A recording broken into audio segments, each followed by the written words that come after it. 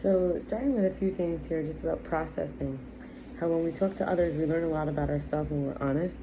And in Torah, it's called how the storage of the heart. The heart is not a storage. Like Rabbi Nachman of Breslov, the Breslov Rebbe, says how when you are able to offer your heart to someone as a listening, you are able to help heal them, which is like a tzaddik. They can start to emanate. The heart is supposed to emanate, not pull in, shut down, go numb.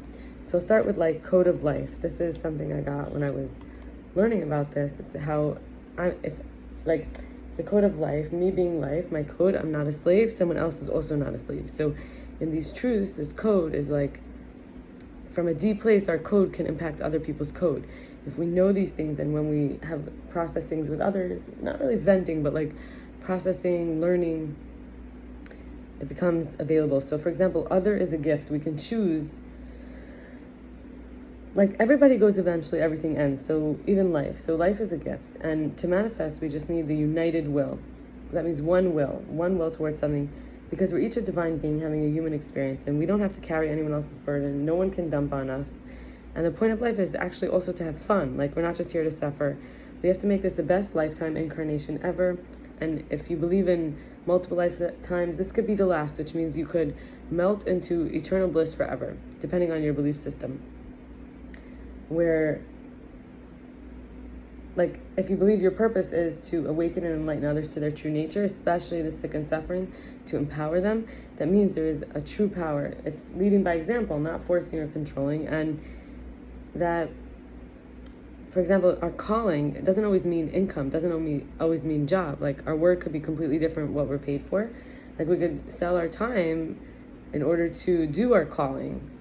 We may not get paid for our calling, or we might have a job that doesn't pay. It's very hard work, and we get money from like interesting ways. So again, to manifest, we need a united will. And it also means to have one will means we can't also want everyone to be happy. We have to want for happiness. So in terms of manifestation, words are the portal to the manifestation. So united will means we could be able to say surely and confidently, I want, or this is.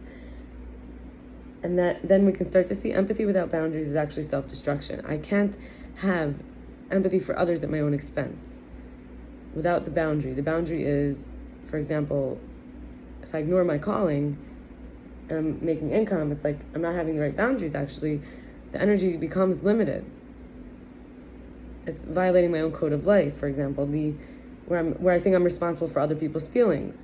So empathy is honoring the code of life, is having shared feeling. If we have shared feeling without boundaries and we take in other people's destructive feelings, which they, for example, are dumping on us, we're going to destroy ourselves. And why would a divine being having a human experience that is supposed to also have fun and remembering that everyone's a gift and life is a gift, and have one will rather than I wish this would stop, but I also wish that I would be happy. Like that's a divided will, whether it seems like it or not. So yeah, the code of life is really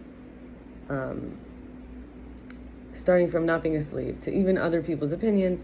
And therefore, when we are able to talk with people about how we really feel and what we're going through and how we look at things, we, without worrying about their opinions, and we're bearing our real self, it's called intimacy. Into me I see. And that's the gift of others. So we have to try to be that for each other according to the Torah. And I wanted to give an example. There was a man in my life who was a roommate who I felt there was entanglement. Like he crossed boundaries and I had too much empathy. And for example, I started to like mistreat him also. So I'll start with the ways that I felt I mistreated him. His name happened to be Shia, but it doesn't matter. I felt like I made him feel jealous, ganged up on, inferior, afraid, unwanted, unsafe, unappreciated, taken for granted, even dirty, even hated. I refused to express my real feelings. If there was care, fondness, desire, I felt like I was inauthentic. Like affection means emotional, like closeness, and I stopped giving benefit of the doubt. And now I'm going to talk about the root of this, what didn't work for me. And again, this is self-destructive because I'm not able to feel his feelings.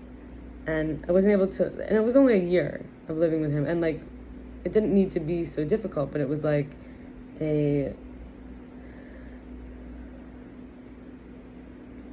a sense of being unable to like have healthy boundaries.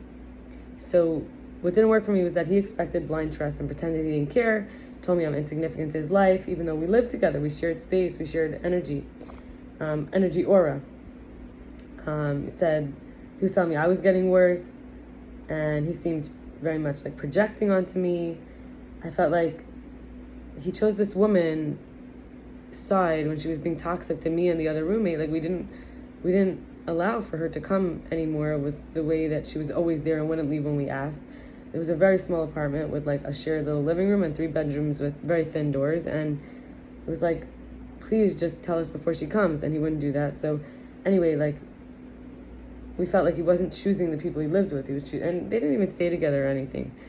I felt like he was betraying my trust. He was a liar. He was dishonest, secretive, jealous, disrespectful, a non-provider, lack of healthy, balanced boundaries, too much pride and shame and arrogance, acted without gratitude or kindness, never praised, never appreciated, didn't ever say yes to favors, didn't understand the other people's pains and suffering, didn't give us benefit of the doubt.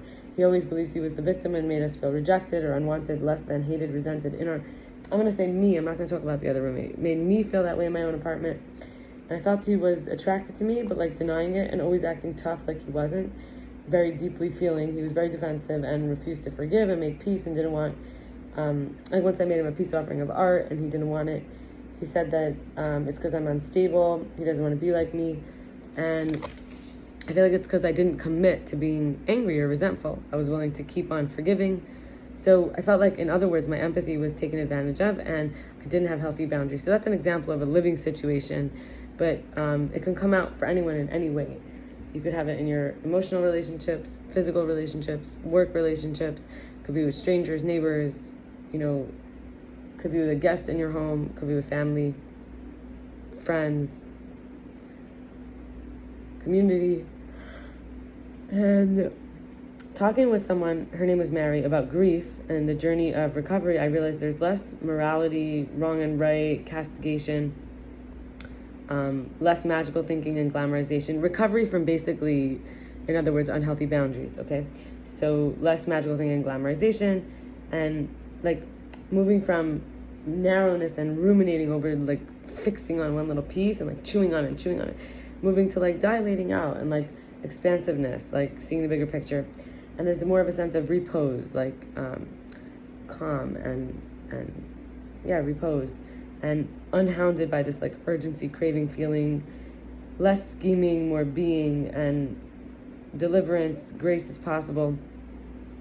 And what I started to realize, like not true things about me, like hang-ups that I had that were being triggered by, for example, the roommate or other things I mentioned earlier, unhealthy boundaries, is feeling like I have nothing to offer, overcompensating or proving, lacking awareness of being using or needy, like not being able to soothe or validate myself or affirm myself, being hung up on whether if someone is touching me in a calculated or non-organic, passionate way, being pitied and feeling like unwanted or a burden. I was very nervous that could possibly be. Obviously, these are triggers because of times it actually happened where I had to separate from myself. That's what we're talking about here, right? Like when people are impatient with me, we're talking here about the power of the lower half of the body, really. And I'll get into that in a minute, but that I shouldn't talk in general because it requires so much patience and pity for someone to listen. In other words, someone making me feel like what I say doesn't matter, or it's so hard to pay attention or to care. Not realizing someone is doing a favor, is interacting with me, like, oh, they're like just feeling bad for me, like basically being tricked in the past by people who weren't really my friend, but then they used it like doing me a favor. But like, I don't need favors, just be my friend. Like I was a good friend, I could have been friends with someone else. And I'm not sure if I could think of anyone off the top of my head, but sort of that attitude that they think they're better than me for some reason. And then when we stay in those relationships, it's because of a lack of healthy boundaries. Maybe people being impatient with me. And Wendy DeRosa, actually, she talks about it in terms of chakras, not necessary, but like the lower half of the body, like from the gut, the solar plexus, the gut, the like pelvis. And we have like the first, the lowest part is trust in myself and in life. The second is like maybe under the belly button area, like the organs of digestion and excretion, and even some related to reproduction, would say emotions of sensuality, creativity. And then in the gut, like the boundaries and the will.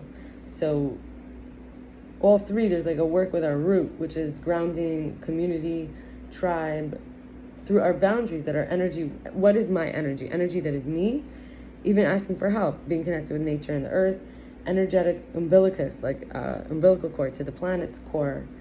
And finally, this is all about, we have the word called empath. Maybe it's clear I'm talking about this the whole time, but absorbing the unclaimed energy, which is what people are not taking accountability or responsibility for.